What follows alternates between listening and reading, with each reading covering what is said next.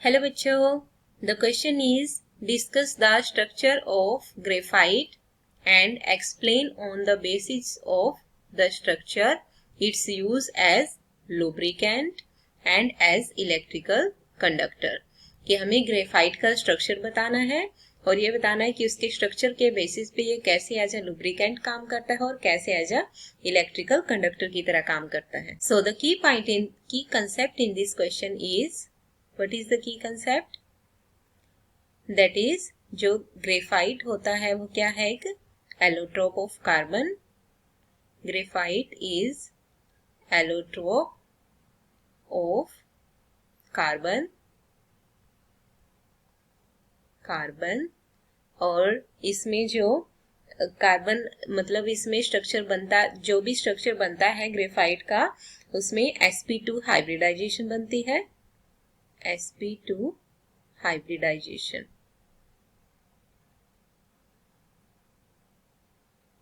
कैसे बनती है वो? कार्बन कार्बन कार्बन और एक कार्बन तीन अलग कार्बन से अटैच होता है 120 डिग्री के एंगल पे, that is trigonal bi pyramidal TBP shape में होता है। Let's start the question. तो हम ग्रेफाइट का सबसे पहले हम ग्रेफाइट का स्ट्रक्चर बना लेते हैं। कैसे बनता है ग्रेफाइट का स्ट्रक्चर?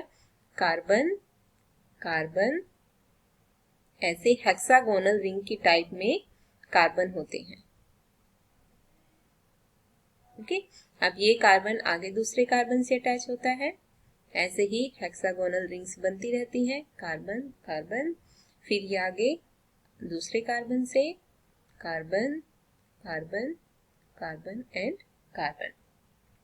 सेम ऐसे ही ये वाले कार्बन अलग कार्बन से, ये वाला दूसरे कार्बन से, ऐसे ही। और इसी के नीचे सेम एक और ऐसे ही लेयर होती है कार्बन कार्बन की, carbon carbon hexagonal rings.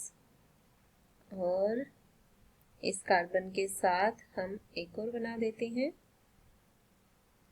Carbon carbon और इसके साथ एक और कार्बन, ऐसे carbon carbon carbon and carbon.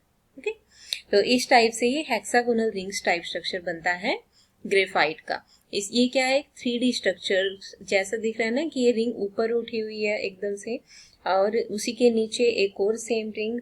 तो ये है स्ट्रक्चर। अब इसमें देखें तो इस स्ट्रक्चर से क्या पता चल रहा है हमें कि जो एक कार्बन है, मान लिया हमने ये वाला कार्बन है, तो ये वाला कार्बन इस कार्बन से अटैच है, इस कार्बन से और इस कार्बन से, मतलब एक कार्बन तीन कार्बन से अटैच है।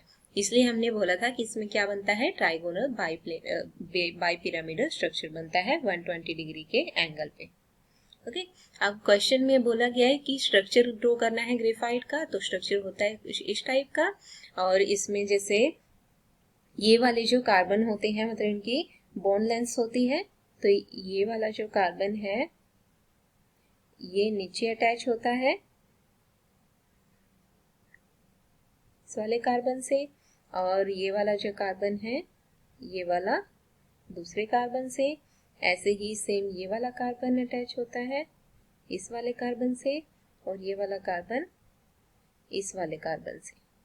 ओके, अब बात करते हैं सेकंड क्वेश्चन की, कि हमें स्ट्रक्चर के बेसिस पे ये बताना है कि एज ए लुब्रिकेंट कैसे काम करता है और एज एन इलेक्ट्रिकल कंडक्टर कैसे काम करता है। तो ग्रेफाइट में हमने देखा sp2 हाइब्रिडाइजेशन है, एक कार्बन 3 कार्बन एटम से अटैच है, हेक्सागोनल एरे बन रही है।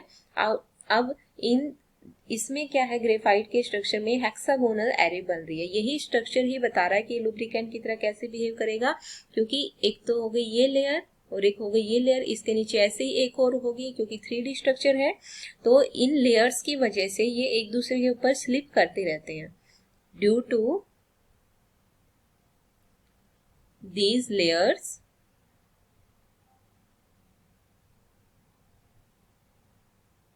Can slip each other.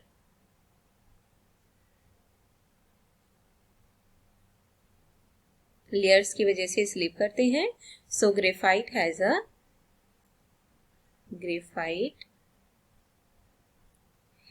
A slippery surface। slippery surface. Okay, hence it is used as a lubricant. Hence it is used as a lubricant. Second हमें क्या बताना था कि ये इलेक्ट्रिकल कंडक्टर की तरह कैसे बिहेव करता है। तो इलेक्ट्रिकल कंडक्टर जो कंडक्टर कब होते हैं, जब वहां पे फ्री इलेक्ट्रॉन्स मूव करते हैं तब वो कंडक्टर की तरह बिहेव करता है। तो ऐसे ही सेम कार्बन नेचर इसकी इलेक्ट्रिकल कंडक्टिविटी के लिए, क्योंकि स्ट्रक्चर में हमें क्या दिख रहा है कि एक कार्बन 3 कार्बन एटम से अटैच है, मीन्स फोर्थ क्या है यहाँ पे, फ्री है। तो उस फ्री होने की वजह से ये क्या करते हैं, एक इलेक्ट्रॉन फ्री होता है जिसकी वजह से वो मूव करता रहता है एक कार्बन एटम से दूसरे कार्बन एटम पे। तो ये जो फ्री इलेक्ट्रॉन्स हैं ये ग्रेफाइट के गुड कंडक्टर बनाते हैं। तो इसको हम लिखते हैं graphite as a good conductor.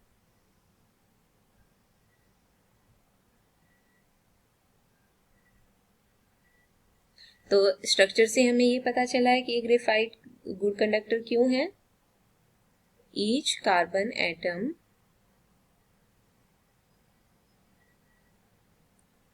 is linked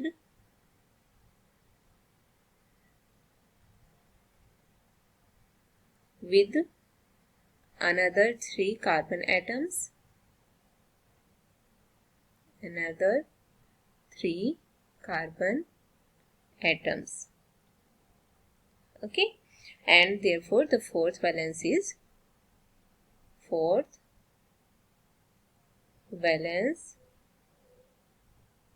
electron is free to move. Okay, I hope you understood it well. Best of luck. Thank you.